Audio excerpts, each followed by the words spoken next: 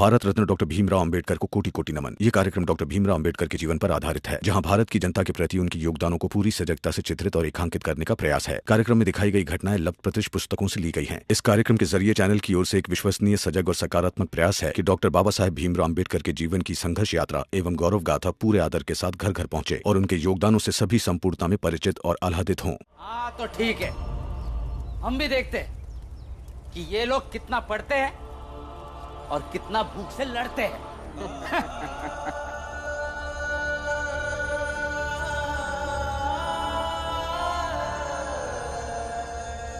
अब क्या करें बाबा?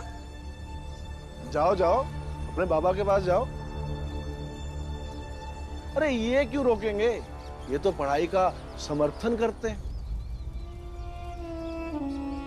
देखिए कप्तान साहब, हालात को समझिए और कुछ ऐसा फैसला कीजिए जो दोनों के हक में हो। कौन से हक में? दे तो दिया फैसला तुम्हारे हक में। अब जाओ पढ़ो। हाँ, जाओ जाओ जाओ।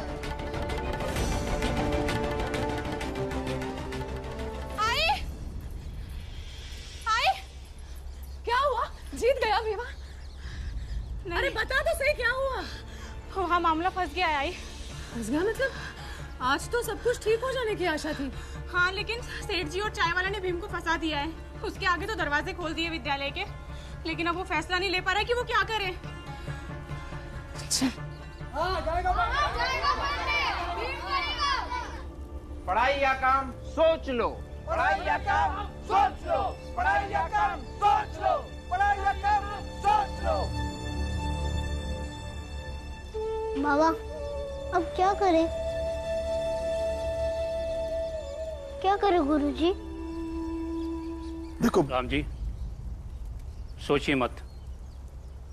कभी कभी वर्तमान हमें भविष्य का ऐसा भयावह दृश्य दिखाता है जो वाकई में ऐसा भयावह होता नहीं है, जैसा कि हम आज की परिस्थिति में देख रहे हैं।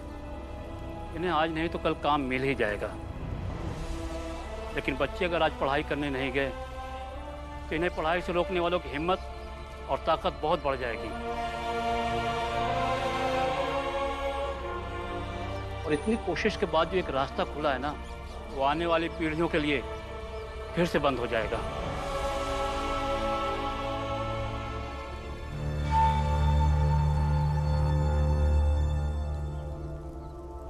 ये बेटा पढ़ने जा। हाँ भीम, तू जा पढ़ने। भीम, जाओ पढ़ने।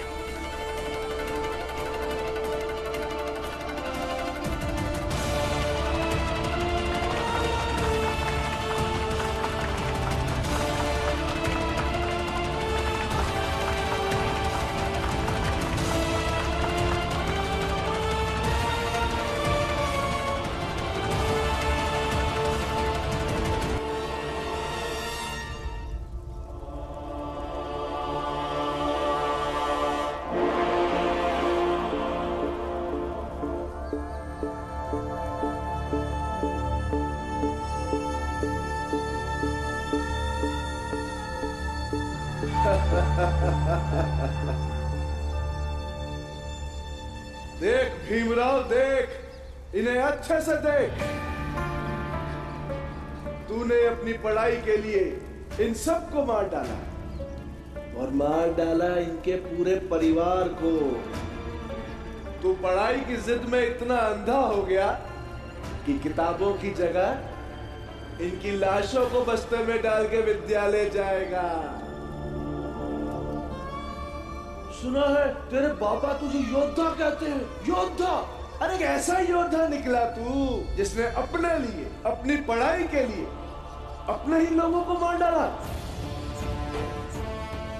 अब रोज रोज इनकी मौत का विजय पर्व अपने विद्यालय में प्रवेश करते समय मनाना।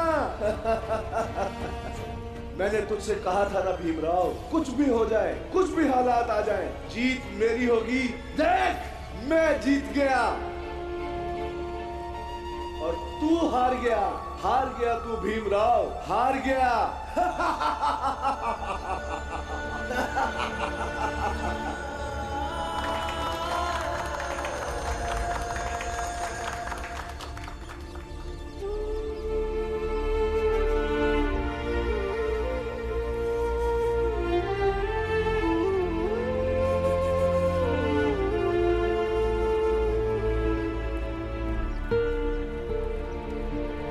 जिस शर्त के साथ हमें स्कूल जाने दिया गया, वो शर्त एक धब्बा है व्यवस्था पर। और गुरुजी कहते हैं कि ज्ञान एक सफेद चादर की तरह होती है, जिसके ऊपर धब्बे की कोई जगह नहीं होती। और ऑफिसर साहब, आपको पता है समस्या क्या है? समस्या ये है कि आपके साथ हमारी जाति का भी कोई ऑफिसर आता ना, तो मेरी शिक्षा के साथ इनके भूख पे भी बात करता। लेकिन आप हमारी जाति के नहीं हैं, इसलिए हमें समझ भी नहीं सकते। मैं इस लड़ाई को बस इतना समझ रहा था कि मुझे किसी तरह विद्यालय में प्रवेश करना है, लेकिन वास्तव में ये लड़ाई बहुत बड़ी है। दरअसल हर अच्छी जगह के दरवाजे हमारे लिए बंद हैं। उसके अंदर सेठ जी जैसे लोग हमें अंदर जाने नहीं दे रहे, या तो शर्तों की दीवार लांघकर हमें जाना होता है। बाबा कहते हैं कि एक जगह हमें किसी तरह प्रवेश मिल भी जाए तो उसके बदले हमें दूसरी जगह परेशान किया जाएगा।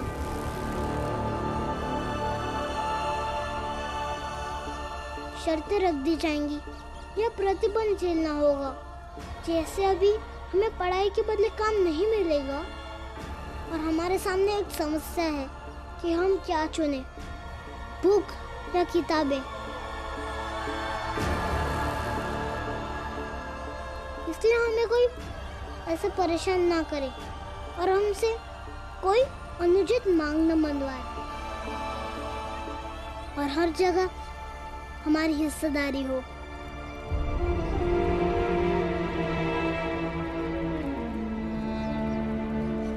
अगर हर जगह हमारा हिस्सा होगा तो हर जगह हमें समझा जाएगा।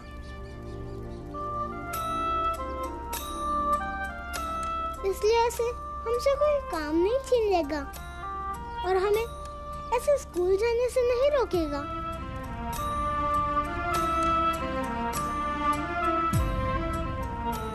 और ऐसे शासन व्यवस्था का एक आदमी आके आधी समस्या नहीं सुनेगा, बल्कि हमें हर जगह पूरा हल मिलेगा।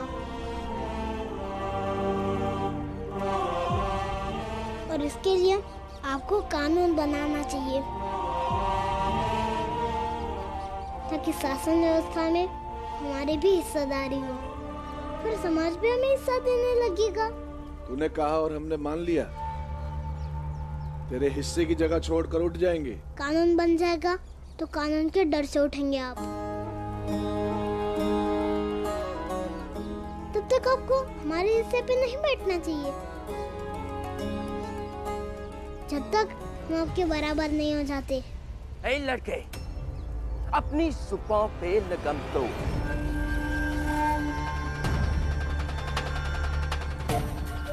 क्या तुम पागलों की तरह कह रहे हो हिस्सा दो हिस्सा दो? तुम सिर्फ ये बताओ, स्कूल जाना है या नहीं? That's it. कप्तान साहब, लेकिन जाना तो आपको चाहिए, आपके सीनियर ऑफिसर के पास।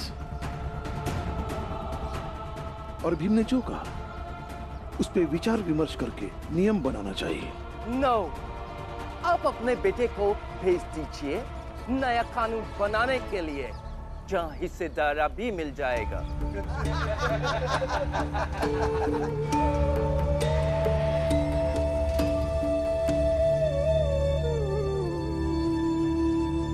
आप जो कह रहे हैं उसका हक भी सबको मिलना चाहिए, लोगों में भेद नहीं होना चाहिए। और मुझे पता है कि आपसे ऐसा कानून नहीं बनेगा, तब मैं बनाऊंगा।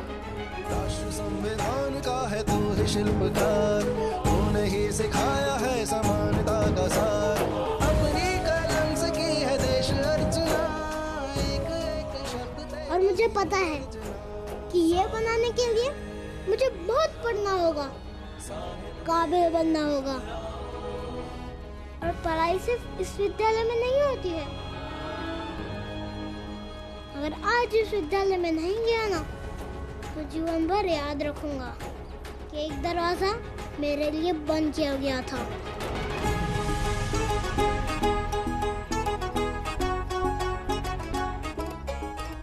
और मेहनत करता रहूंगा कि ऐसे हर दरवाजे मेरे जैसे हर भीम के लिए कैसे खुल पाए।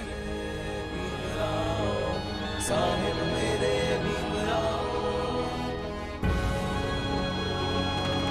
साहिब मेरे भीमराव।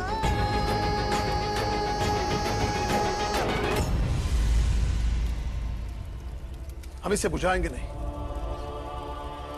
बल्कि हम सब लोग अपने अपने साथ एक एक जलती हुई लकड़ी मशाल बनाकर अपने साथ अपने घर ले जाएंगे।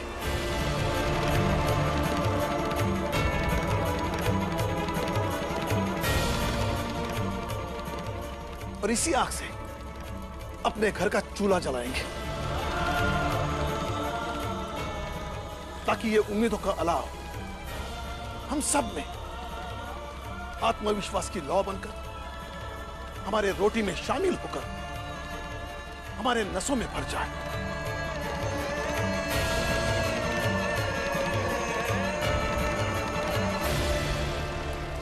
और इसी आग से हमारे सीने में अपना घर बना ले।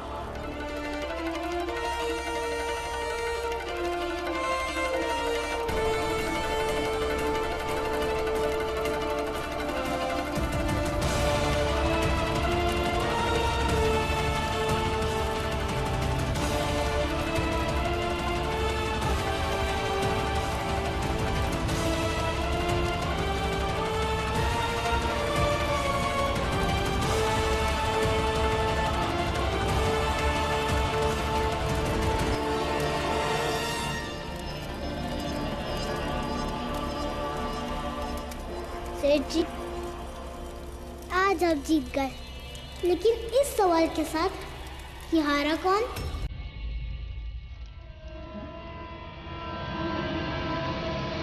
संकट में आया तू बन के सहारा, तेरी मशाल ने दिखाया किनारा, संकट में आया तू।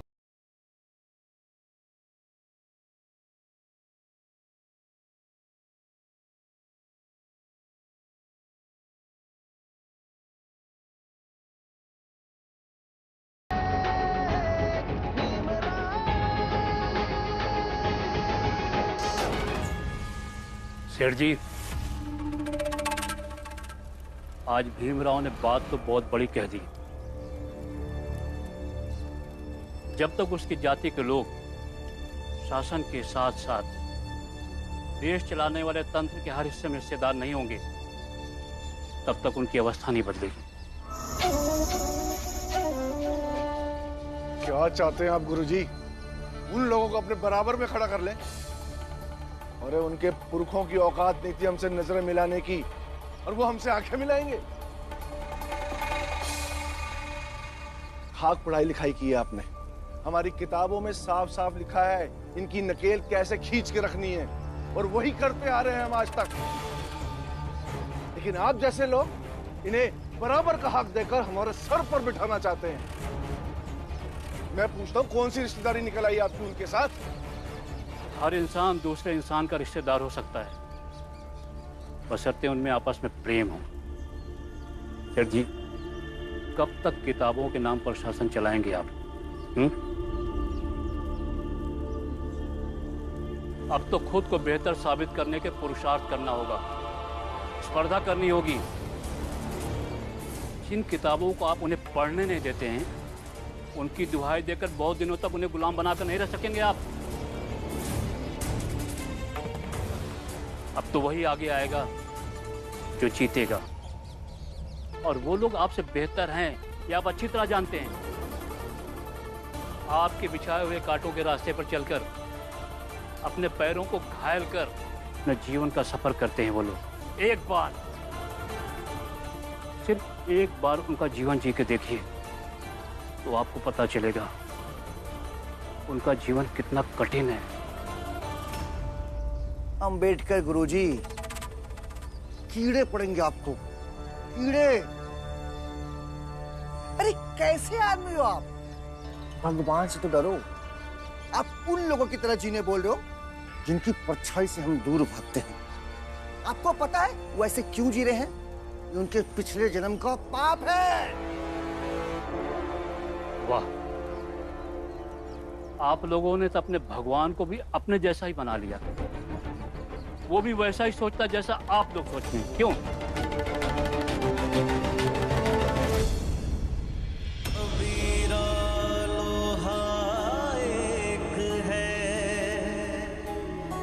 गढ़ने में है फेर,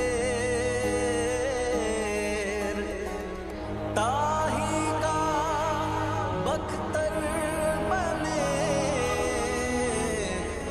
ताही की शमशेर।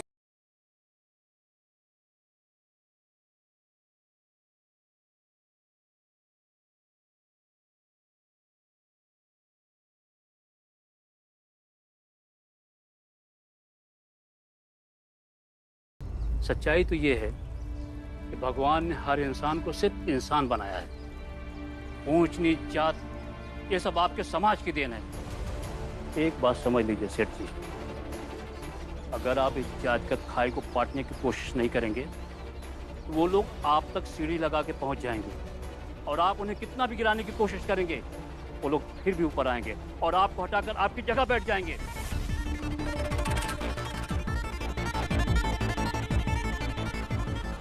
इसलिए उन्हें गिराने की नहीं, ऊपर उठाने की कोशिश कीजिए ताकि आपकी जगह भी बनी रहे और उन्हें भी उनके हक की जगह मिल सके। अंबेडकर, आज अभी के अभी तुझे जात से बाहर करते हैं। हमारी और आपकी जाति कभी एक हो ही नहीं सकती। आडम्बरों की परंपराओं का शोर करने वाला और ज्ञान की रोशनी बांटने वाला कभी एक नहीं हो सकते, कभी नहीं।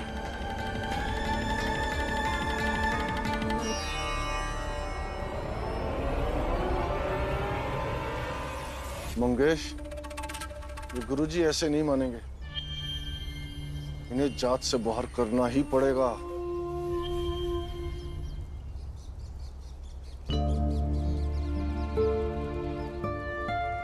पानी।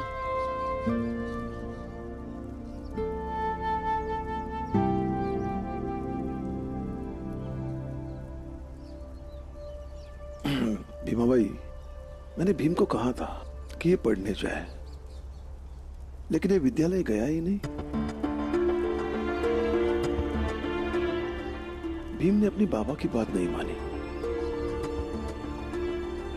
लेकिन इस बात का मुझे जरा भी दुख नहीं हुआ, ना ही अफसोस, बल्कि संतोष हुआ कि मेरा बेटा विद्यालय गया नहीं। आज मैंने यह भी सीख लिया कि हर लड़ाई का अंत हार या जीत नहीं होता, बल्कि कई लड़ाइयों में अगर सार्थक मोड़ मिल जाए तो मुड़ जाना चाहिए।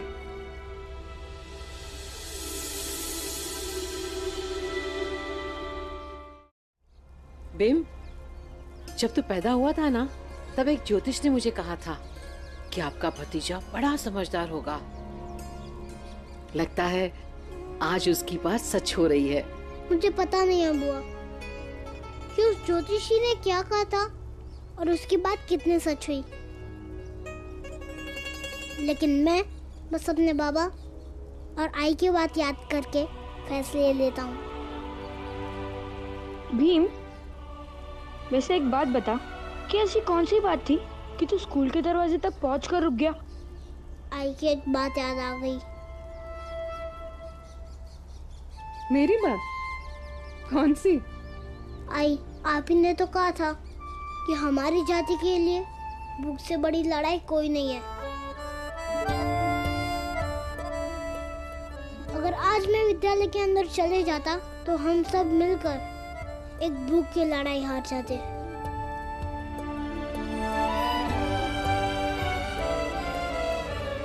और फिर मैं अपनी आई को क्या मुंह दिखाता? फिर आई सोचती कि उसका बेटा एक छोटी सी बात नहीं समझ पाया।